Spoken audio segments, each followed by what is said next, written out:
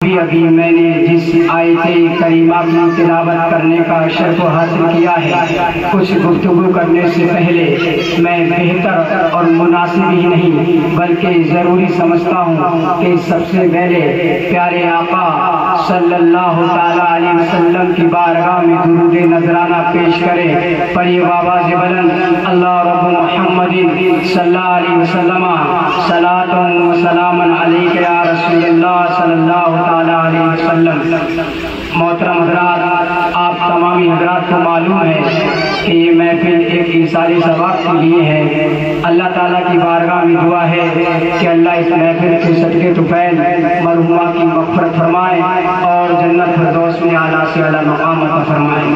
میں نے ابھی آپ کو درود پاک پڑھنے کو کہا تو میں نے دیکھا کہ آپ میں سے کتنے ایسے ہیں کہ جس کے ہونٹ بھی نہیں ہلے، یعنی انہوں نے درود پاک پڑھا ہی نہیں۔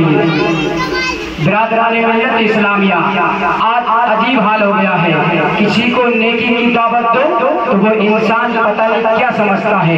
میں نے آپ کو درود پاک پڑھنے کو کہا، آپ نے درود پاک نہیں پڑھا، اس سے معلوم ہوا کہ آپ کو درود پاک پڑھنے کا مقام معلوم نہیں ہے، آپ کو درود پاک کی فضیلت معلوم نہیں ہے، آپ کو درود پاک کی برکت معلوم نہیں ہے۔ اگر آپ جانتے ہوتے کہ درود پاک پڑھنے کا مقام کیا ہے، اگر آپ جانتے ہوتے کہ درود پاک پڑھنے کی فضیلت کیا ہے، اگر آپ جانتے ہوتے کہ درود پاک پڑھنے سے کیا ہوتا ہے، اگر آپ جانتے ہوتے کہ آقا کریم صلی اللہ علیہ وسلم پر درود پاک پڑھنے سے کیا مقام ملتا ہے تو آپ ضرور درود پاک پڑھتے۔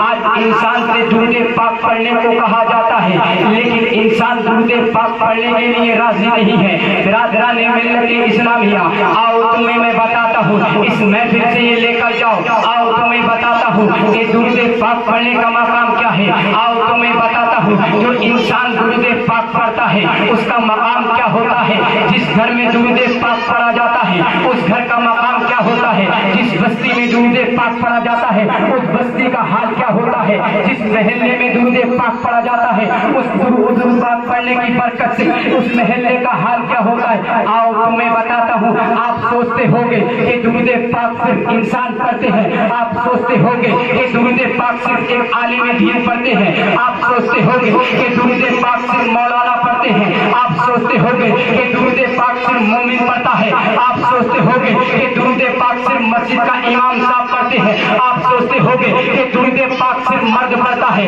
آپ سوچتے ہوگے کہ درود پاک صرف عورت پڑھتی ہے، آپ سوچتے ہوگے کہ درود پاک صرف بچہ پڑھتا ہے، آپ سوچتے ہوگے کہ درود پاک صرف بچی پڑھتی ہے۔ آؤ تمہیں بتاتا ہوں، اس ذہن کو ذرا صاف کرو، آؤ تمہیں بتاتا ہوں کہ میرے آقا پر درود کون کون پڑھتا ہے، میرے آقا کریم صلی اللہ تعالیٰ علیہ وسلم پر درود پاک کون پڑھتا ہے۔ ایک مرتبہ حضرت علی بیان فرماتے ہیں، داماد مصطفیٰ حضرت علی بیان کرتے ہیں کہ ایک مرتبہ میرے اور تمہارے پیارے آقا صلی اللہ تعالیٰ علیہ وسلم ایک بستی کی جانب جانے لگے، یعنی ایک جنگل کی جانب جانے لگے۔ حضرت علی بیان کرتے ہیں کہ جب ہم جنگل کی جانب جانے لگے ایک پہاڑ نظر آیا، جب ہم پہاڑ کے قریب پہنچے تو حضرت علی بیان کرتے ہیں کہ میرے کان میں ایک آواز آئی، وہ اتنی پیاری آواز تھی، کوئی پکارنے والا پکار رہا تھا، الصلاۃ والسلام علیک یا رسول اللہ، الصلاۃ والسلام علیک یا نبی اللہ، الصلاۃ والسلام علیک یا حبیب اللہ وعلی آلک واصحابک سیدی یا رسول اللہ۔ داماد مصطفیٰ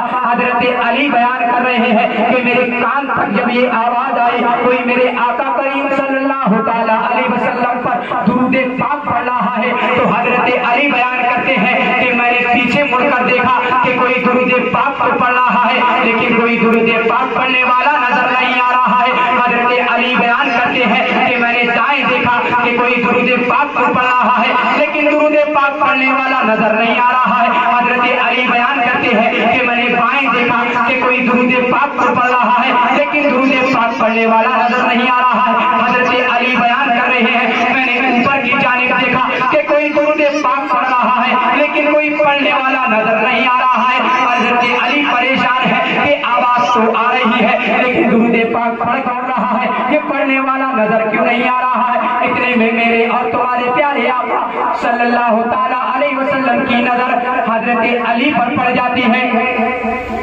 میرے آقا اور تمہارے آقا صلی اللہ تعالیٰ علیہ وسلم حضرت علی سے ارشاد فرماتے ہیں, اے علی تم پریشان نظر آ رہے ہو, اے علی لگ رہا ہے کہ تم کسی چیز کو تلاش کر رہے ہو, اے علی تم نے کوئی چیز تلاش کر رہے ہو. حضرت علی بیان کرنے لگے, حضرت علی آقا کی بارگاہ میں عرض کرنے لگے, یا رسول اللہ میرے ماں باپ آپ پر قربان ہو جائے, یا رسول اللہ کوئی آپ پر درود پاک پڑھ رہا ہے لیکن یا رسول اللہ میں بہت دیر سے دیکھ رہا ہوں درود پاک کی آواز تو آ رہی ہے لیکن یا رسول اللہ درود پاک کی آواز تو آ رہی ہے لیکن پڑھنے والا نظر نہیں آ رہا ہے. حضرت علی آقا کی بارگاہ میں یاد کر رہے ہیں, یا رسول اللہ جب کوئی درود پاک پڑھ رہا ہے تو نظر کیوں نہیں آ رہا ہے. تو میرے آقا نے ارشاد فرمایا, اے علی آؤ تمہیں میں بتاتا ہوں کہ مجھ پر درود پاک کون پڑھ رہا ہے.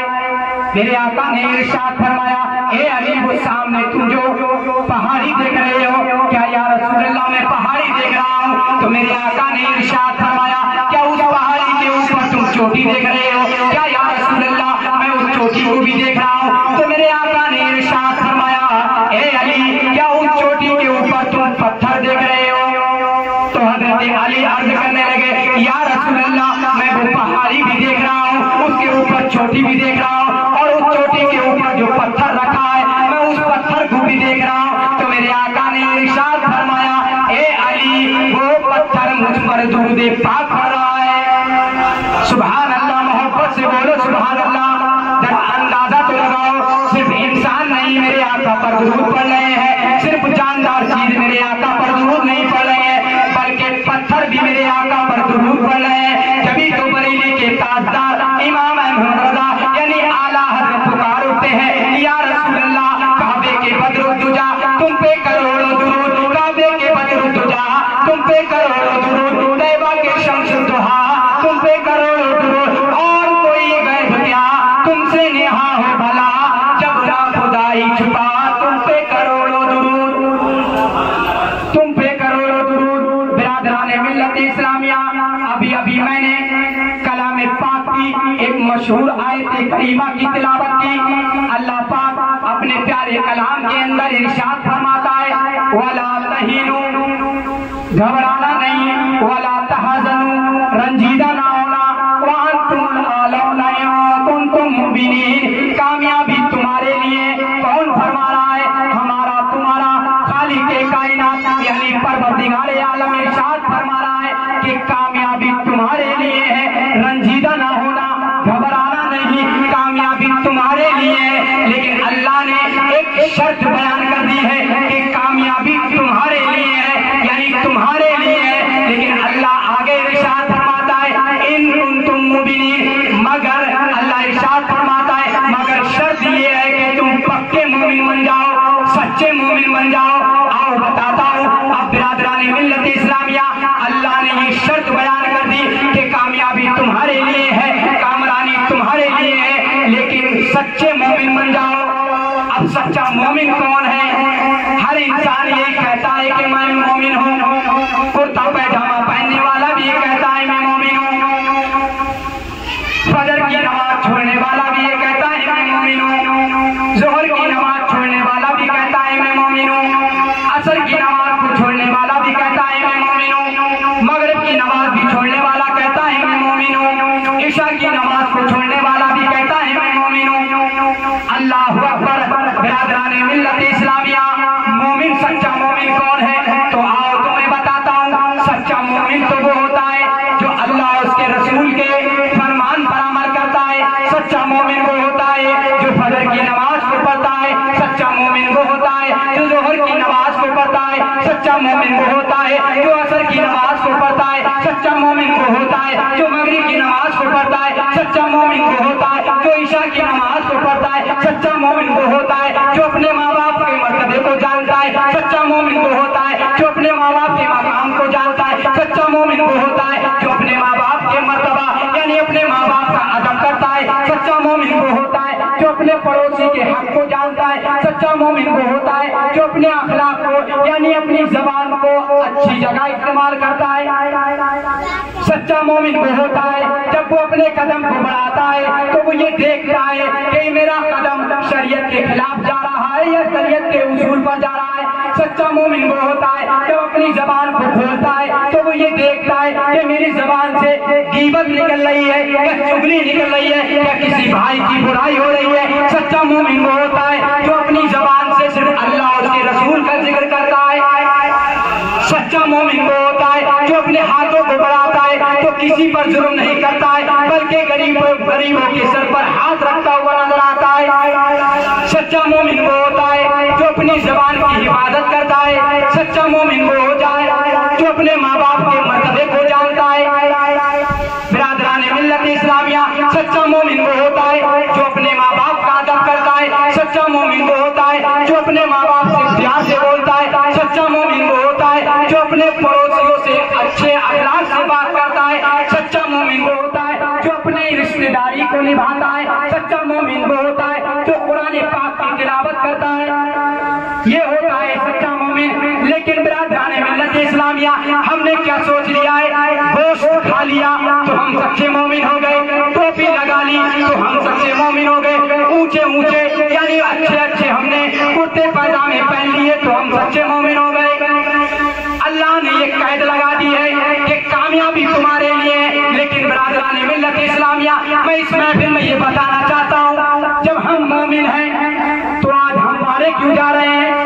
ہندوستان کے اندر ہر انسان یہ کہہ رہا ہے, ہر مسلمان یہ کہہ رہا ہے کہ میں مومن ہوں. جب ہم مومن ہیں تو ہم جگہ جگہ کیوں پریشان کی جا رہے ہیں؟ تو اسی کلام پاک کی آیت سے یہ پتہ چلتا ہے کہ اللہ نے کلام پاک کے اندر ارشاد فرما دیا ہے کہ کامیابی تمہارے لیے ہے, بس شرط یہ ہے کہ تم پکے مومن بن جاؤ. جب پکے مومن بنو گے جبھی کامیابی تمہارے لیے ہے. کچے مومن بنو گے تو تمہارے لیے کامیابی نہیں ہے. سب کو معلوم ہے کہ ایک دن موت آنا ہے. اللہ نے قرآن پاک کے اندر بھی یہ وضاحت کر دی ہے کہ ہر جان کو موت کا مزہ چکھنا ہے. برادران ملت اسلامیہ, جب سب کو معلوم ہے کہ موت آنی ہے تو ہمیں آخرت کی بھی تیاری کرنا چاہیے. آؤ تم کو ایک بات بتاتا ہوں اور میں رخصت ہونا چاہتا ہوں. ایک بادشاہ گزرے ہیں جن کا نام ہے بادشاہ سکندر نام ہے ان کا. جب ان کا وصال کا وقت آیا تو انہوں نے اپنے خادموں کو بلایا اور بلانے کے بعد اپنے خادموں سے ایک نصیحت کرنے لگے اور کہنے لگے, اے میرے خادموں, جب میرا انتقال ہو جائے, جب مجھے کفن پہنایا جائے تو میرے ہاتھ کو باہر نکال دینا. کفن سے باہر میرے ہاتھ کو نکال دینا. خادموں نے عرض کیا, بادشاہ اسلام, ایسا تو ہوتا نہیں ہے کہ ہاتھ کو کفن سے باہر نکالا جائے. جب کفن پہنایا جاتا ہے تو ہاتھ کو اس کے اندر ہی باندھ دیا جاتا ہے, اندر ہی کر دیا جاتا ہے. لیکن آپ کہہ رہے ہیں کہ کفن سے میرے ہاتھ کو باہر نکال دینا. تو وہ کہنے لگے, ہاں مجھے بھی معلوم ہے کہ کفن سے ہاتھ کو باہر نہیں نکالا جاتا ہے, لیکن میں دنیا والوں کو ایک پیغام دینا چاہتا ہوں. وہ اتنا بڑا بادشاہ دنیا والوں کو یہ پیغام دینا چاہتا ہے کہ میں جاتے جاتے دنیا والوں کو ایک نصیحت دے کر جانا چاہتا ہوں. جب میرا ہاتھ یعنی میرے دونوں ہاتھ جب کفن سے باہر ہوں گے تو لوگ جب دیکھیں گے, جب میرے جنازے کو اٹھائیں گے تو لوگوں کی نظر میرے ہاتھوں پر پڑے گی, یعنی میرے دونوں ہاتھوں کو دیکھیں گے تو ان کے ذہن میں, ان کے دماغ میں ایک بات آئے گی کہ اتنا بڑا بادشاہ, اتنا دولت والا بادشاہ جب دنیا سے گیا تو خالی ہاتھ گیا, اپنی دولت کو یہیں چھوڑ گیا, کچھ ساتھ لے کر نہیں گیا. اور ایک نصیحت اور کر کے گیا کہ جب میرے جنازے کو اٹھایا جائے, کاندھا دیا جائے تو بڑے بڑے ڈاکٹروں کو بلایا جائے, بڑے بڑے حکیموں کو بلایا جائے. خادموں نے عرض کیا کہ حضور